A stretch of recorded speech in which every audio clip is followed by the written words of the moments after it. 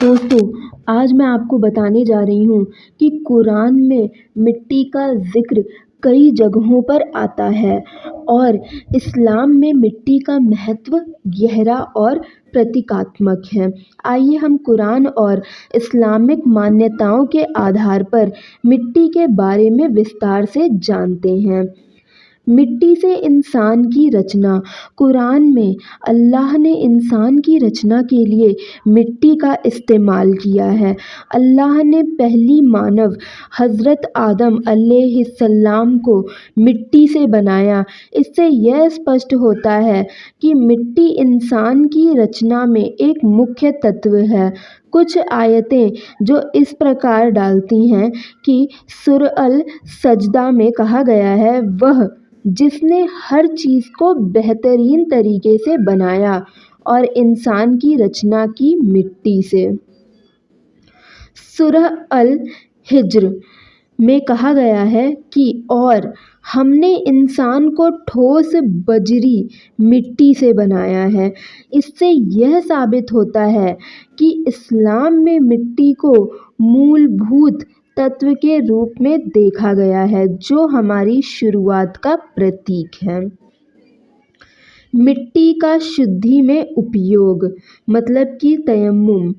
जब पानी उपलब्ध नहीं होता है, इस्लाम में शुद्धि के लिए मिट्टी का उपयोग किया जाता है। इसे तयम्मुम कहा जाता है। यह एक विशेष प्रक्रिया है जिसमें किसी स्वच्छ मिट्टी को छूकर शरीर के कुछ हिस्सों पर लगाया जाता है ताकि नमाज अदा करने से पहले पाकी हासिल की जा सके। कुरान में यह भी बताया गया है कि सूरह अल निसा में लिखा है, और यदि तुम बीमार हो या यात्रा पर हो या तुम में से कोई शौच से लौटा हो या तुमने औरतों को छुआ हो और पानी न पाओ तो स्वच्छ मिट्टी से तयम्मुम करो। इससे यह सिद्ध होता है कि मिट्टी शुद्धि का एक वैकल्पिक साधन भी है, जो इसकी पवित्रता और इस्लाम में इसके महत्व को दर्शाता है। मिट्टी और विनम्रता का प्रतीक। मिट्टी का एक और महत्व यह है कि यह इंसान को उसकी विनम्रता और अल्लाह के प्रति उसकी निर्भरता की याद दिलाता है। जिस प्रकार इंसान मिट्टी से बना है, उसी प्रकार उसे एक दिन मिट्टी में ही वापस जाना है। इससे यह संदेश मिलता है कि इंसान को अपने घमंड को त्याग कर विनम्र रहना चाहिए, क्योंकि उसकी असली पहचान मिट्टी से जुड़ी हुई है। सूरह ताहा में कहा गया है, हमने तुम्हें धरती से पैदा किया और हम तुम्हें उसमें वापस करेंगे और हम तुम्हें फिर से उससे निकालेंगे। मिट्टी और दफन का महत्व। इस्लाम में मृतकों को दफन करने की परंपरा है और यह भी मिट्टी से जुड़ा हुआ है। जब कोई इंसान मरता है तो उसे धरती में ही दफन किया जाता है। यह एक बार फिर से इस तथ्य की पुष्टि करता है कि इंसान का अंत भी उसी मिट्टी में होता है जिससे उसकी शुरुआत हुई थी। इस्लाम में मिट्टी का विशेष स्थान है। यह न केवल इंसान की रचना और शुद्धि का माध्यम है, बल्कि इसे विनम्रता और मृत्यु के प्रतीक के रूप में भी देखा जाता है। कुरान में अल्लाह ने इंसान को उसकी वास्तविकता और मिट्टी के महत्व की ओर ध्यान दिलाया है, ताकि वह अपने जीवन को विनम्रता और अल्लाह की आज्ञा का पालन करते हुए जी सके। हज़रत मोहम्मद सल्लल्लाहु अलैहि वसल्लम ने अपनी हदीसों और शिक्षाओं में मिट्टी के बारे में कई महत्वपूर्ण बातें बताई हैं। इस्लाम में मिट्टी को इंसान के अस्तित्व, विनम्रता और शुद्धता का प्रतीक माना जाता है। पैगंबर मोहम्मद मतलब कि सल्लल्लाहु अलैहि वसल्लम ने मिट्टी के महत्व पर कई दृष्टिकोण दिए हैं जो इस्लामी आस्था और प्रथाओं में गहरे तक समाहित है। आइए जानते हैं। पैगंबर मोहम्मद ने बताया कि अल्लाह ने हज़रत आदम को मिट्टी से बनाया, जो इस बात का प्रतीक है कि इंसान की रचना एक विनम्र और साधारण तत्व से हुई है। उन्होंने इंसानों को उनकी उत्पत्ति की याद दिलाते हुए विनम्रता और सादगी का पालन करने की शिक्षा दी। हदीस में आता है, अल्लाह ने आदम अलैहिस्सलाम को धरती की विभिन्न मिट्टियों से बनाया। इससे यह स्पष्ट होता है कि मिट्टी विभिन्न प्रकार की हो सकती है और यह इंसानों के बीच के विभिन्न रंग और स्वभावों का भी प्रतीक है। पैगंबर मोहम्मद ने हमें सिखाया कि जब पानी उपलब्ध न हो तो मिट्टी के माध्यम से तयम्मुम किया जा सकता है।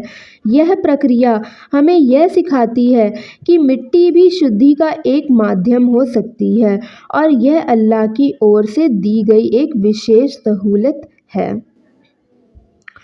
पैगंबर मोहम्मद ने कहा, पवित्र मिट्टी एक मुस्लिम के लिए पानी के समान है जब तक कि वह इसे पा नहीं लेता। यह हदीस बताती है कि अल्लाह ने अपने बंदों के लिए आसानी पैदा की है और शुद्धता के लिए मिट्टी का इस्तेमाल इस्लामी प्रथाओं में वैध और पवित्र माना जाता है। पैगंबर मोहम्मद ने मिट्टी का जिक्र विनम्रता के संदर्भ में भी किया। उन्होंने बताया कि इंसान को घमंड नहीं करना चाहिए क्योंकि उसकी उत्पत्ति मिट्टी से हुई है और एक दिन उसे फिर से उसी मिट्टी में लौटना है। हदीसों में बताया गया है, अल्लाह ने तुम्हें मिट्टी से पैदा किया है और एक दिन तुम्हें फिर से मिट्टी में दफन किया जाएगा। इस हदीस से यह शिक्षा मिलती है कि इंसान को अपनी असली पहचान नहीं भूलनी चाहिए और जीवन में हमेशा विनम्र रहना चाहिए। पैगंबर मोहम्मद ने मिट्टी की पवित्रता और इसके महत्व पर भी बल दिया। उन्होंने कहा कि शुद्ध मिट्टी का इस्तेमाल न केवल तयम्मुम के लिए बल्कि चोट या घाव पर लगाने के लिए भी किया जा सकता है, जिससे राहत मिलती है। एक हदीस में बताया गया है, अगर किसी को कोई चोट लगे तो शुद्ध मिट्टी और पानी का उपयोग कर उसे साफ करो। यह हदीस संकेत देती है कि मिट्टी प्राकृतिक चिकित्सा का भी माध्यम हो सकती है और यह अल्लाह की दी गई एक बड़ी नेमत है। पैगंबर मोहम्मद ने यह भी बताया कि इंसान की अंतिम यात्रा उसे फिर से मिट्टी की ओर ले जाती है। इस्लाम में मृतकों को दफन करने की परंपरा इसी विचार पर आधारित है कि जैसे इंसान की रचना मिट्टी से हुई, वैसे ही उसकी मृत्यु के बाद उसे उसी मिट्टी में दफन कर दिया जाएगा। हर इंसान को मृत्यु के बाद मिट्टी में दफन किया जाएगा, यह हदीसों में लिखा है, और फिर अल्लाह के हुक्म से उसे पुनर्जीवित किया जाएगा। पैगंबर मोहम्मद ने मिट्टी के महत्व को गहराई से समझाया है। मिट्टी न केवल हमारी उत्पत्ति का प्रतीक है, बल्कि यह शुद्धता, विनम्रता और जीवन और मृत्यु के चक्र का भी प्रतीक है। इस्लाम में मिट्टी को पवित्र और शुद्ध माना गया है और यह हमें हमारे जीवन की सादगी और विनम्रता की याद दिलाती है। इस्लामिक मान्यताओं के अनुसार हज़रत आदम, जो कि पहले इंसान थे, की रचना अल्लाह ने मिट्टी से की थी। हदीसों और इस्लामी इतिहास में उल्लेख मिलता है कि अल्लाह ने विभिन्न प्रकार की मिट्टी का उपयोग किया था, जो धरती के विभिन्न हिस्सों से ली गई थी। यह विभिन्न प्रकार की मिट्टी इंसान की विविधता और विभिन्न गुणों का प्रतीक है। हज़रत आदम अलैहिस्सलाम की रचना के समय इस्तेमाल की गई मिट्टी के बारे में हदीसों में विस्तार से बताया गया है।